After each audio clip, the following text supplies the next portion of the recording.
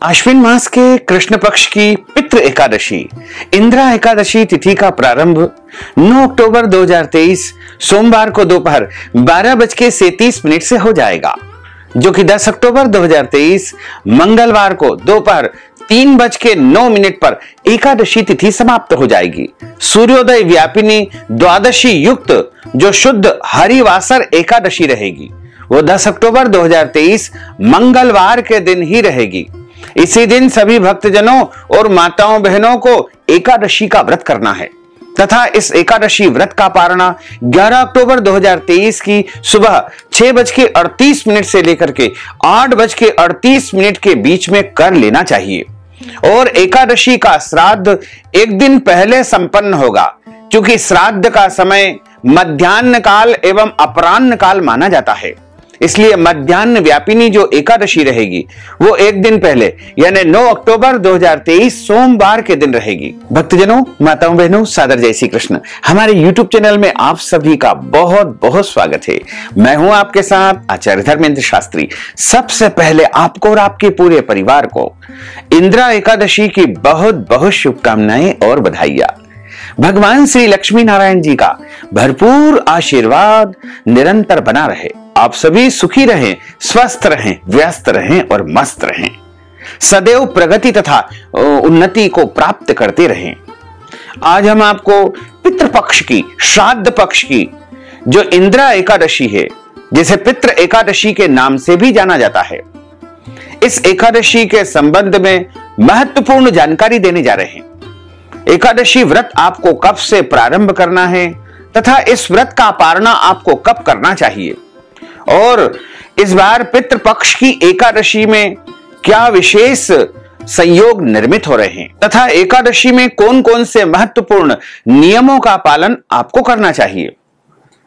तो पितृ एकादशी, इंदिरा एकादशी की संपूर्ण जानकारी इस वीडियो के माध्यम से हम आपको प्रदान करने जा रहे हैं।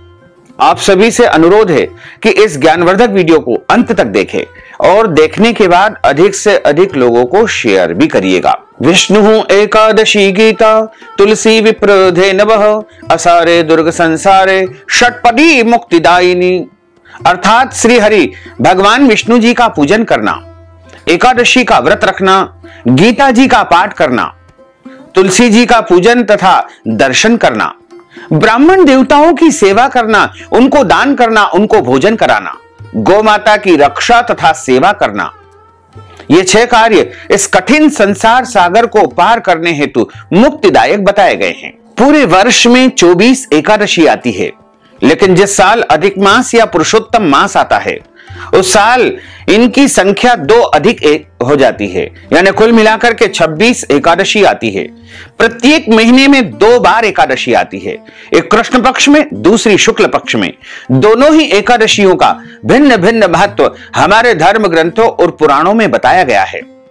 एकादशी का व्रत भगवान श्री हरि लक्ष्मी नारायण जी का परम प्रिय व्रत है। एकादशी का व्रत करने से मनुष्यों के कई जन्मों के पाप जड़ से नष्ट हो जाते हैं तथा उनके पुण्यों का उदय होता है। जब मनुष्य के जन्म जन्मांतर के पाप नष्ट हो जाते हैं तभी उन्हें सांसारिक तथा भौतिक सुखों की प्राप्ति होती है।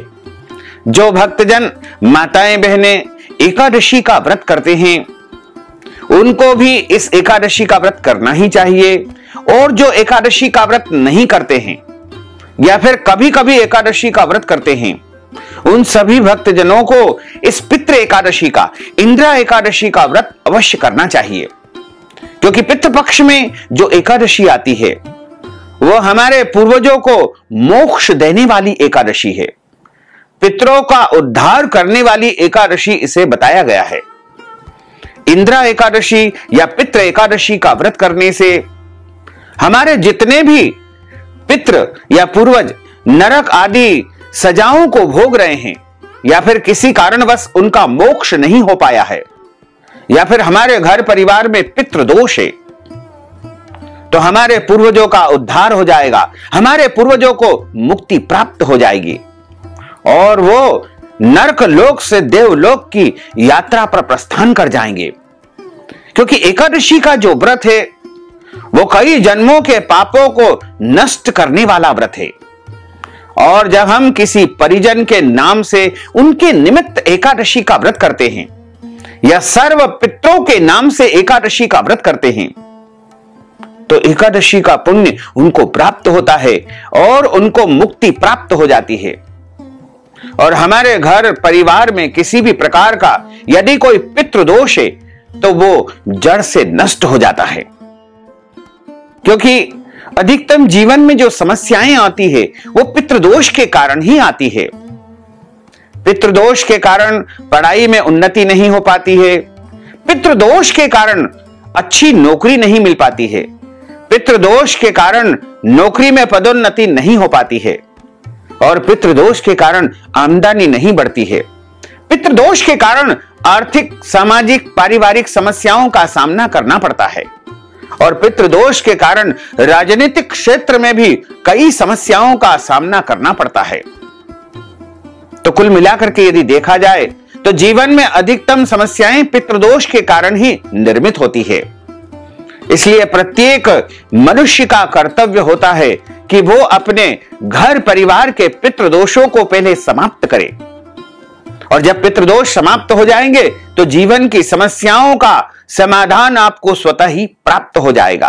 आप किसी भी धर्म को जानते हैं, किसी भी धर्म को मानते हैं, किसी भी पंथ को मानते हैं, या किसी भी समुदाय से आते हैं, किसी भी जाति से आते हैं, आप सभी को अपने पितरों के मोक्ष के लिए निरंतर उपाय जरूर करना चाहिए, क्योंकि मनुष्य का सबसे पहला कर्तव्य होता है कि अपने पूर्वजों की मुक्ति के लिए, अपने पितरों के उद्धार के लिए उपाय करे।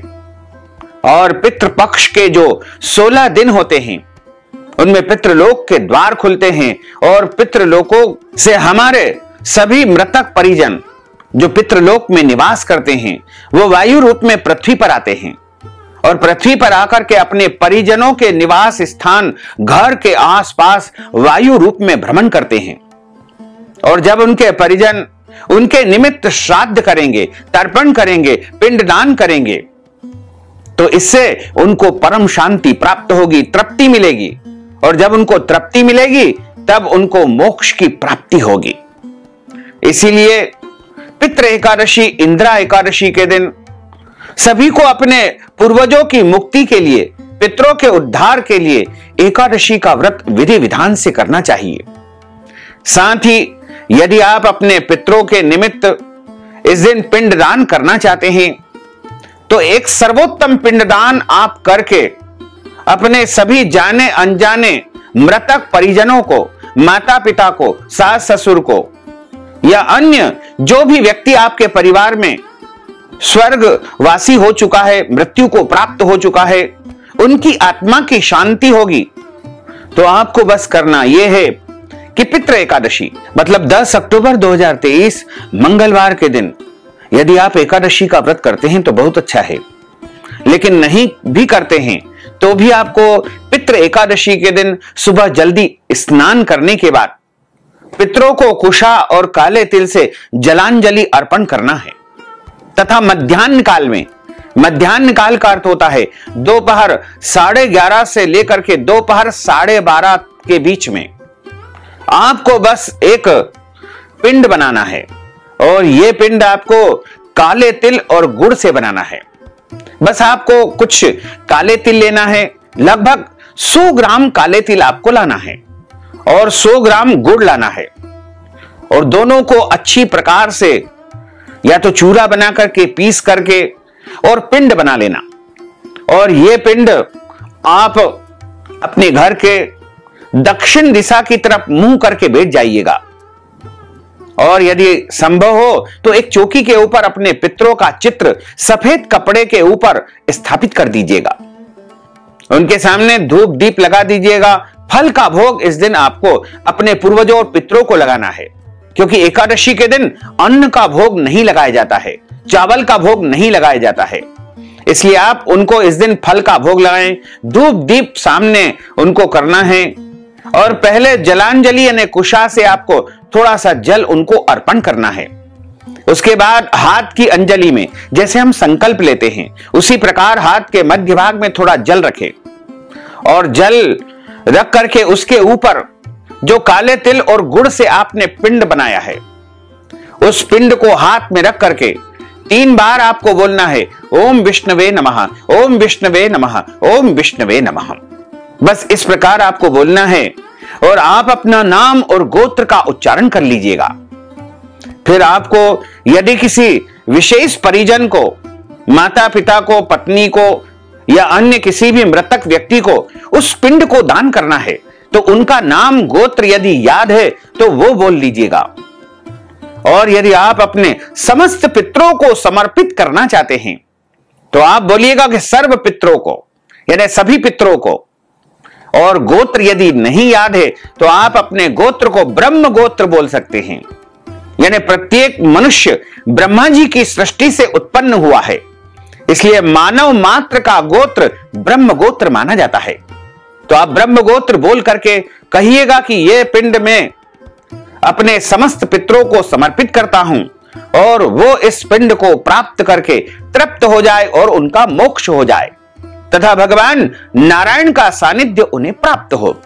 इस प्रकार आप पिंड हाथ में लेकर के और अंगूठे के माध्यम से दक्षिण दिशा में पटे के ऊपर, चौकी के ऊपर या किसी पत्ते के ऊपर रख दीजिएगा और हाथ जोड़ करके अपने समस्त पितरों से प्रार्थना कर लीजिएगा कि हे पितृ देवताओं, आज पितृ एकादशी के दिन मैंने आपके लिए यह पिंड दान दिया है, आप इसको ग्रहण करके तृप्त हो जाइएगा तथा हमारे पूरे परिवार को आशीर्वाद प्रदान कीजिएगा। इस प्रकार यदि आप पितृ एकादशी, इंद्रा एकादशी के दिन तिल और गुड़ का पिंड दान कर देते हैं तो आप निश्चित मानिएगा कि आपके समस्त पितरों को परम तृप्ति मिलेगी, शांति मिलेगी। और जब उनको तृप्ति मिलेगी, शांति मिलेगी तथा भगवान विष्णु जी की कृपा उनके ऊपर होगी तो वो भगवान नारायण के परम धाम वैकुंठ लोक को प्राप्त करेंगे, स्वर्ग लोक को प्राप्त करेंगे और आपके घर परिवार के सभी पितृदोष जड़ से नष्ट हो जाएंगे और आपके घर में सुख शांति समृद्धि का वास होगा। तो हमें उम्मीद है कि आपको ये जो पिंडदान की विधि बताई है वो अच्छी प्रकार से समझ में आ गई होगी। तो लेकिन आप यदि सोच रहे हैं कि एकादशी का श्राद्ध तो नहीं करना चाहिए, शास्त्रों में लिखा हुआ है, तो हम आपको पुनः बता दें कि एकादशी के दिन श्राद्ध करना वर्जित माना गया है और जिनकी एकादशी तिथि होती है उनका श्राद्ध या तो दशमी तिथि में करना चाहिए या फिर द्वादशी तिथि में भी आप कर सकते हैं। और एकादशी के दिन यदि आप श्राद्ध कर्म करना चाहते हैं तो आप जो पिंड होते हैं वो तिल और गुड़ के बना करके पितरों को समर्पित करें तथा जो भोजन आप तैयार करने जा रहे हैं वो फलाहारी भोजन होना चाहिए। और यदि स्वयं नहीं खा सकते हैं, कोई ब्राह्मण नहीं खा सकता है, तो उस दिन श्राद्ध की संपूर्ण सामग्री गाय को खिला देना चाहिए, गौ माता को खिला देना चाहिए। और यदि संभव हो तो इस दिन आप अपने घर किसी ब्राह्मण को बुला करके फलाहार का दान भी कर सकते हैं या फलाहार के निमित्त उनको कुछ धनराशि भी आप प्रदान कर सकते हैं। इस प्रकार यदि करेंगे तो आपका एकादशी का श्राद्ध भी संपन्न हो जाएगा। एकादशी का जो व्रत रखता है उनको दशमी से लेकर के द्वादशी तिथि तक कुछ महत्वपूर्ण नियमों का पालन अनिवार्य रूप से करना ही चाहिए। दशमी तिथि के दिन एक समय शुद्ध एवं सात्विक भोजन करें। इस दिन चावल, शहद, लहसुन, प्याज, मांस, मदिरा, कटहल की सब्जी, मसूर की दाल इत्यादि का उपयोग नहीं करना चाहिए। दशमी के दिन पराय अन्न अर्थात दूसरे के घर का भोजन करना वर्जित माना गया है। लेकिन किसी कारणवश यदि आपको दूसरे के घर का भोजन करना पड़े तो आप उसके निमित्त कुछ न कुछ धनराशि अवश्य प्रदान करेंगे तो आपको प्रायश्चित हो जाएगा। दशमी तिथि के दिन ब्रह्मचर्य व्रत का पालन करना चाहिए और एकादशी के दिन सुबह जल्दी उठे, ब्रह्म मुहूर्त में सुबह 4 बजे से लेकर के 6 बजे के बीच में उठ करके सबसे पहले स्नान करें। स्नान करके धुले हुए साफ सुथरे कपड़े आपको पहनना चाहिए और मस्तक पर तिलक लगाना चाहिए। देवो भूत्वा देवम यजेत। जब हम भगवान की भक्ति करते हैं, पूजा करते हैं, अर्चना करते हैं तो हमको अपने मस्तक पर तिलक लगाकर ही प्रभु का व्रत अर्चन आदि करना चाहिए। और सबसे पहले आपको अपने घर के देवी देवताओं की पूजा करने के बाद एकादशी व्रत का संकल्प धारण करना चाहिए। पितृ एकादशी, इंदिरा एकादशी व्रत का संकल्प धारण करने के लिए आप अपने पूजा घर में, पूजा के स्थान पर या पूर्व दिशा की तरफ मुंह करके एक आसन पर बैठ जाइएगा। कुशा के आसन पर या कंबल के आसन पर आप बैठ जाइए। शुद्ध घी का एक दीपक प्रज्वलित कर लीजिए और अपने सामने पूजा की थाली में जौ, तिल, तुलसी जी का पत्ता, पीला पुष्प, एक सुपारी, कुछ पैसा, ये सामग्री आप रख लीजिएगा। और हाथ की मुद्रा को इस प्रकार आपको रखना है और हाथ के मध्य भाग में सबसे पहले जल रखें। उसमें आपको तुलसी जी का एक पत्ता रखना है तथा उसमें सुपारी रखना है और कुछ पैसे रखना है, पीला पुष्प रखना है। और आप बोलिएगा ओम विष्णवे नमः, ओम विष्णवे नमः, ओम विष्णवे नमः। ओम तिथिर्विष्णु सदावारो नक्षत्रम विष्णुरेव च योगश्च करणं विष्णुः सर्वं विष्णुमयं जगत्।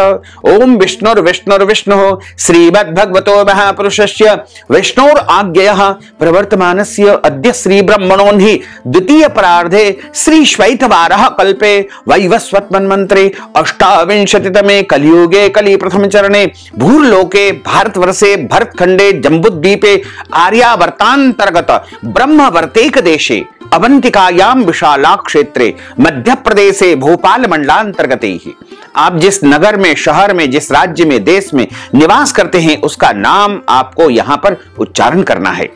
सम्मत 2080 मासानां मासे पुण्य पवित्र मासे ही आश्विन मासे ही शुभै ही कृष्ण पक्षे ही अद्यायः एकादश्यायाम पुण्यतिथयोः भौमवासरान्वितायां अश्लेषा दिवस नक्षत्रैः कर्क राशिस्ते श्री चंद्रैः कन्या राशिस्ते श्री सूर्यैः मेष राशिस्ते श्री देवराज गुरु शेषेषु ग्रहेषु यथा यथम राशि स्थान स्थितसु एवं ग्रह गुण गण विशेषण विशिष्टायाम शुभ पुण्यतिथोः।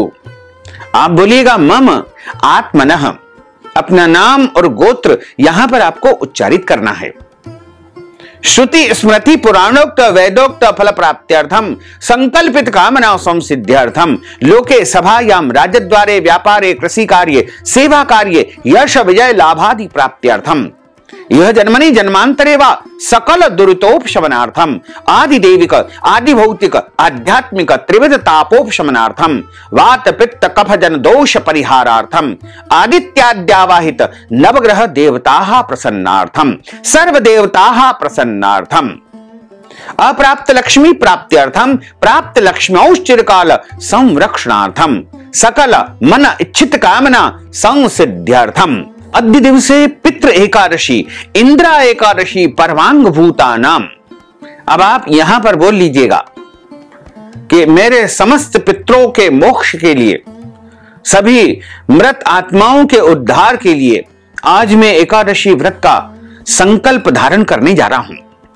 भगवते श्री लक्ष्मी नारायण देवताः प्रीत्यर्थंच अद्य दिवसे एकादशी व्रत कर्माहम करिष्ये। वैसे तो हमने आपके लिए यह संकल्प संस्कृत में बोल करके सुनाया है, लेकिन यदि आप चाहें तो 3 बार ओम विष्णवे नमः, ओम विष्णवे नमः, ओम विष्णवे नमः, बस ये उच्चारण करने के बाद अपना नाम और गोत्र बोलते हुए, अपने पूर्वजों का नाम गोत्र बोलते हुए कहिएगा कि बस मैं आज एकादशी का व्रत करने जा रहा हूं और यह व्रत का संकल्प में धारण करता हूं। इस प्रकार आपको संकल्प प्रभु को समर्पित करने के बाद हाथ जोड़ करके प्रभु से प्रार्थना करें, भगवान से निवेदन करें कि हे करुणा निधान, हे प्रभु, आज हम इंदिरा एकादशी, पितृ एकादशी का व्रत करने जा रहे हैं। आपकी कृपा और आपका आशीर्वाद हमारे जीवन पर सदैव बना रहे और हमें पूरा सामर्थ्य एवं शक्ति प्रदान करे कि पूरे विधि विधान के साथ में हम पितृ एकादशी, इंदिरा एकादशी का व्रत कर सकें और सदैव आपकी कृपा दृष्टि हमारे ऊपर बनी रहे। इस प्रकार आपका एकादशी व्रत आरंभ हो जाएगा।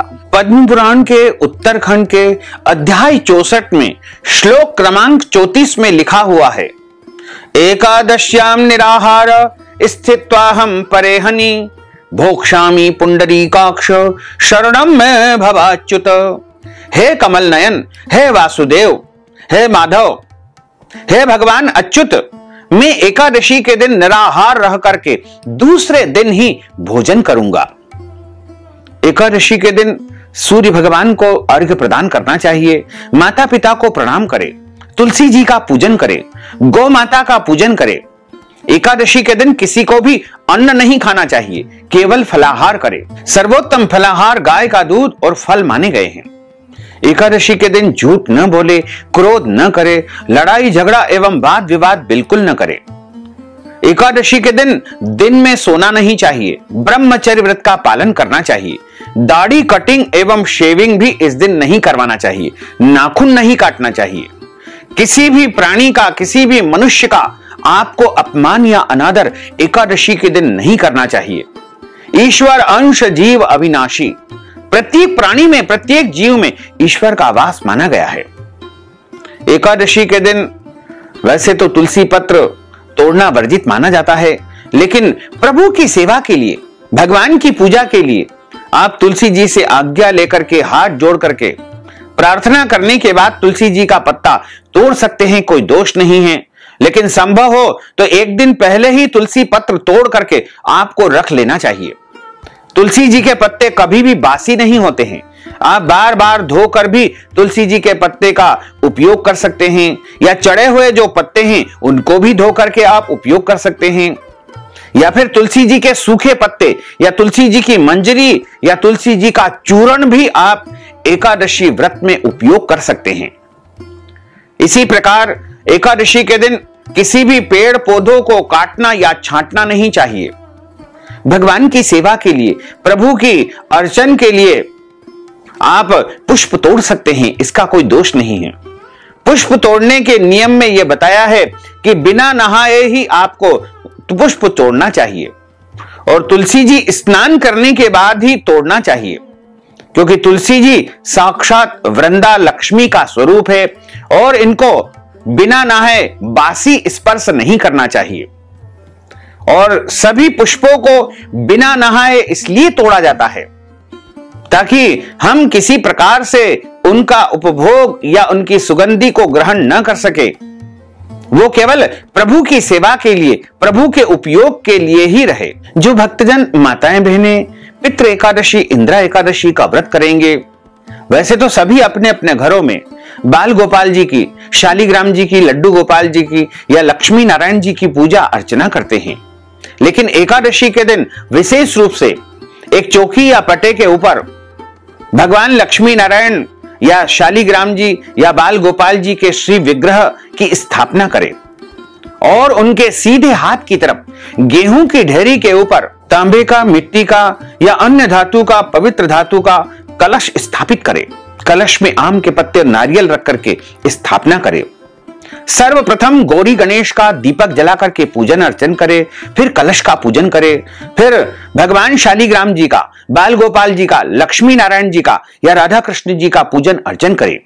उनको फलाहार का भोग लगाएं, आरती उतारें और ब्राह्मण देवता के मुख से ही आपको एकादशी व्रत कथा सुनना चाहिए, क्योंकि ब्रह्म वाक्य जनार्दन।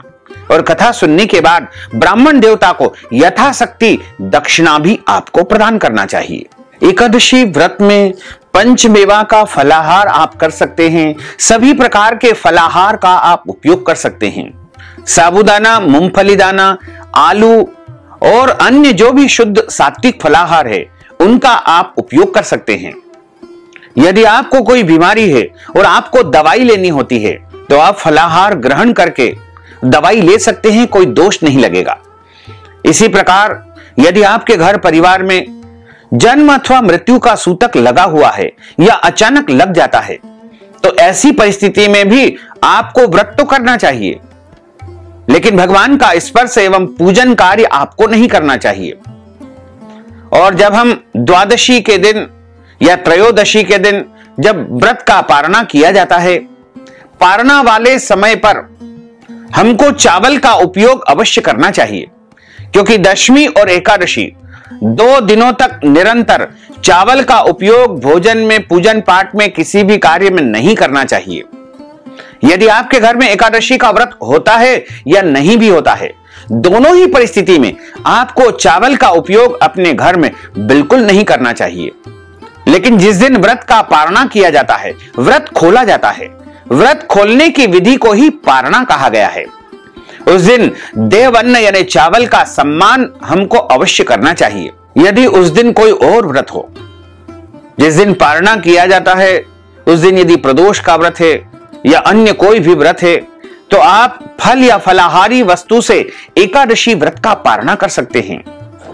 और सुबह के समय आप चाहें तो जल और तुलसी जी के पत्ते से व्रत का पारणा कर ले, फल से तुलसी भी आप व्रत का पारणा कर ले, पंचमेवा से भी आप व्रत का पारणा कर सकते हैं, प्रभु के प्रसाद से भी आप व्रत का पारणा कर सकते हैं।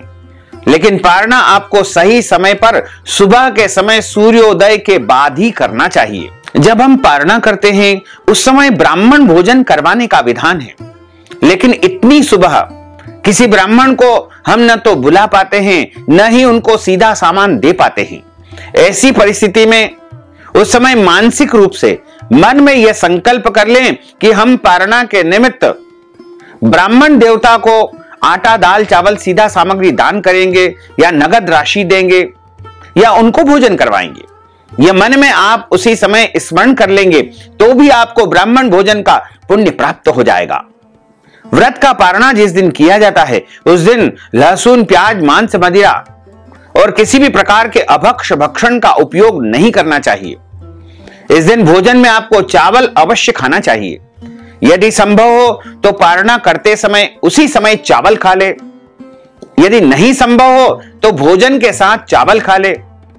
दिन में कोई और व्रत है तो शाम को जब आप भोजन करें उस समय भी आप चावल खा सकते हैं, कोई दोष नहीं है।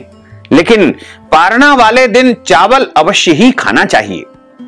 चावल खाने से हमारे जो पाप होते हैं, दोष होते हैं, उन सभी का प्रायश्चित्त हो जाता है। पितृ एकादशी, इंद्रा एकादशी की महिमा हमारे धर्म ग्रंथों और पुराणों में अपरंपार बताई गई है। श्राद्ध पक्ष में जो एकादशी होती है वो कई पीढ़ियों को तार देती है। यदि आपके कोई पूर्वजों का, पितरों का उद्धार नहीं हो पाया है तो उनके निमित्त यदि आप इस एकादशी का व्रत कर लेंगे तो उनका उद्धार हो जाएगा, उनको मोक्ष की प्राप्ति हो जाएगी। यदि आपने कभी भी एकादशी का व्रत नहीं किया है तो केवल यदि आप पितृ एकादशी, इंद्रा एकादशी का व्रत भी कर लेंगे तो भी आपके समस्त पितरों का, पूर्वजों का उद्धार हो जाएगा, उनको मोक्ष प्राप्त हो जाएगा। तो ये एकादशी सभी को करना चाहिए और इसका लाभ सभी को लेना चाहिए, क्योंकि 12 महीने में एक बार ही आती है पितृ एकादशी। पितृ पक्ष में, श्राद्ध पक्ष में आने के कारण इस एकादशी का महत्व और भी अधिक बढ़ गया है। तो भक्तजनों, माताओं, बहनों, हमने जो ज्ञानवर्धक जानकारी आपको प्रदान की है इसको आप अधिक से अधिक लोगों को शेयर करिएगा, लाइक करिएगा, कमेंट करिएगा। और यदि अभी तक आपने सब्सक्राइब नहीं किया है तो इसी समय सब्सक्राइब कर लीजिए ताकि इसी प्रकार की ज्ञानवर्धक वीडियो आपको सबसे पहले प्राप्त हो सके। आपको और आपके पूरे परिवार को सादर जय श्री कृष्ण, सादर धन्यवाद।